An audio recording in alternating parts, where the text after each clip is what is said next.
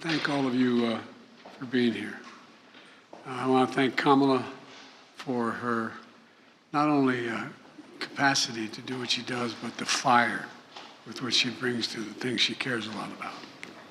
To all the members of Congress, including Representative Benny Thompson, Senator Tammy Duckworth, Representative Danny Davis, and Senator Dick Durbin, who is we wish a speedy recovery from COVID. He's just recovering from COVID right now. And who have long fought to honor the Till family. It's not new to any of them. To the Till family, it's an honor to be with you again. You know, when I was preparing these remarks, I quite frankly, and my colleagues will understand this, I found myself trying to temper my anger as I was writing it. I'm not joking. I can't fathom what it must have been like. It's hard to believe I was 12 years old. And I just, you know, I know no matter how much time has passed, how many birthdays, how many events, how many anniversaries,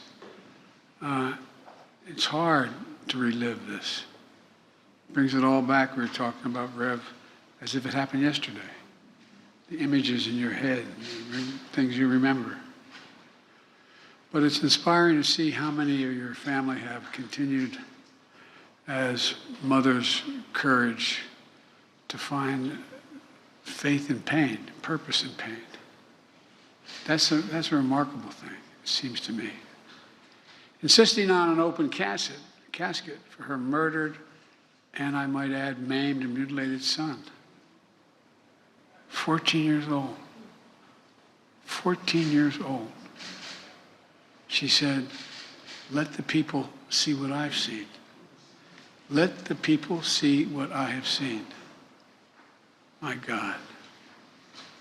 All of us have lost children in other ways.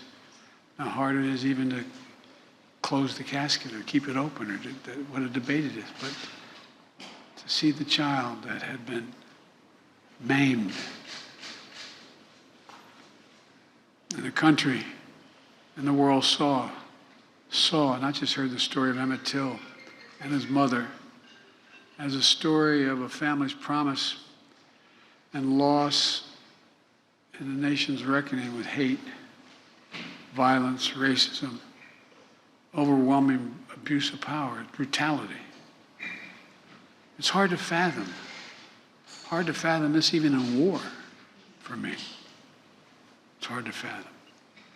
But today, on what we've been, would have been Emmett's 82nd birthday, we had another chapter of the story of remembrance and healing. Just as we joined together when I signed the law in his name to make lynching a federal crime, and think how long that took for that to happen. I mean, and we screened the movie Till at the White House. Today, we join together as I sign a proclamation designating Emmett Till and Mamie Till Mobley National Monument in both Illinois and in Mississippi.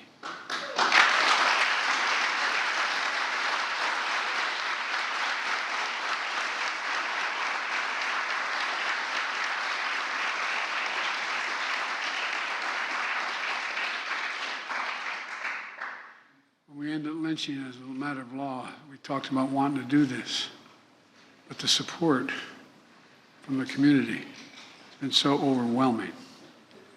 I thank the members of Congress for their support, and more than that, their leadership.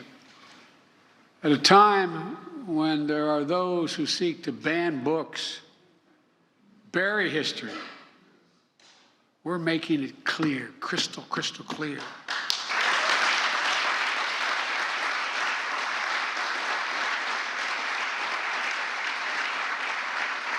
While darkness and denialism can hide much, they erase nothing.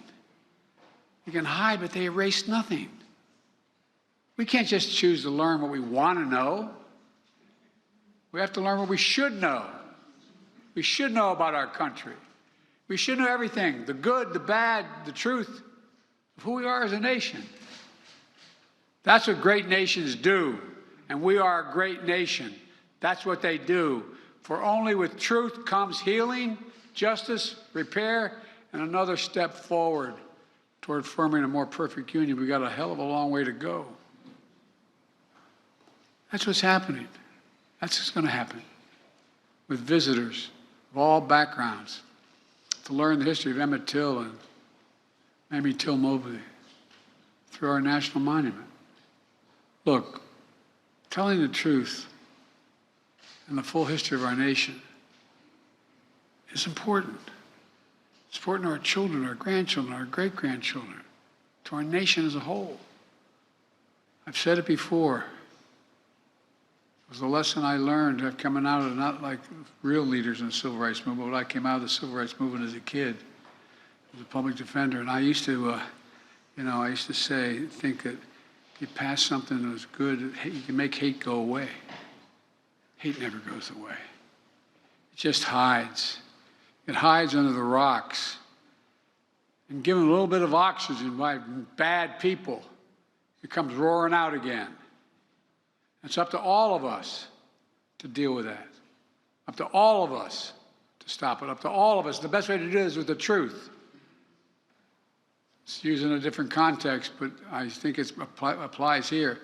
Silence is complicity. I will not be silent, nor will you be silent about what happened.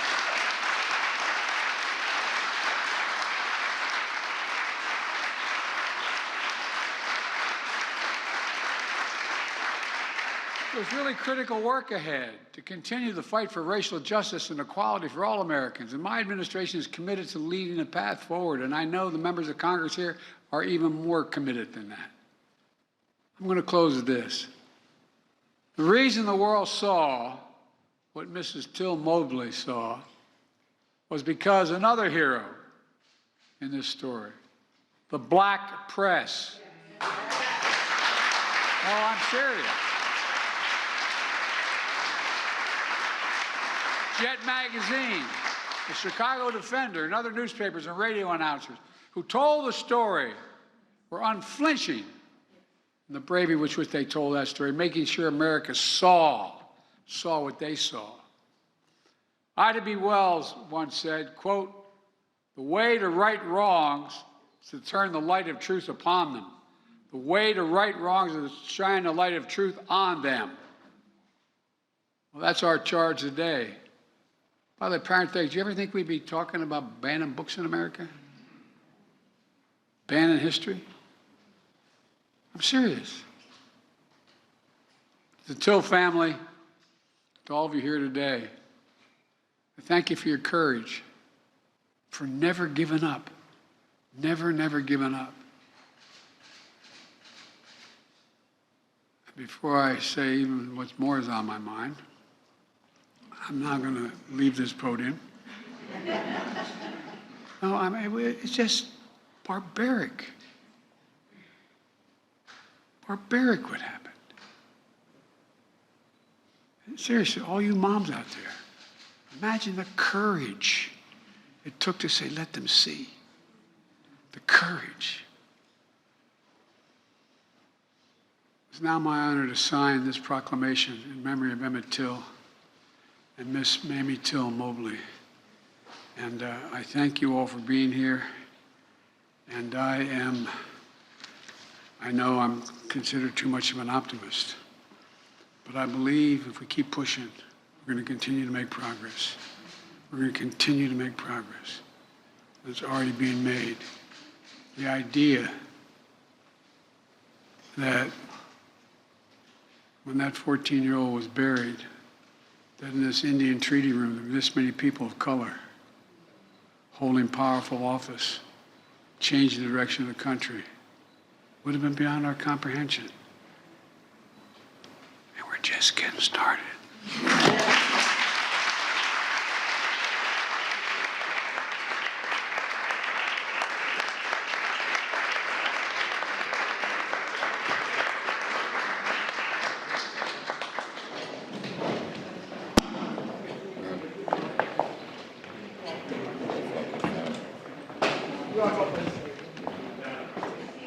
President Biden is now signing a proclamation that officially makes the Emmett Till and Mamie Till Mobley National Monument. It is a monument that will be in 3 separate locations. One will be in Mississippi, near where he is believed to have been murdered. The other will be at the courthouse in Tallahatchie County in Mississippi, where an all-white jury acquitted Emmett Till's murderers.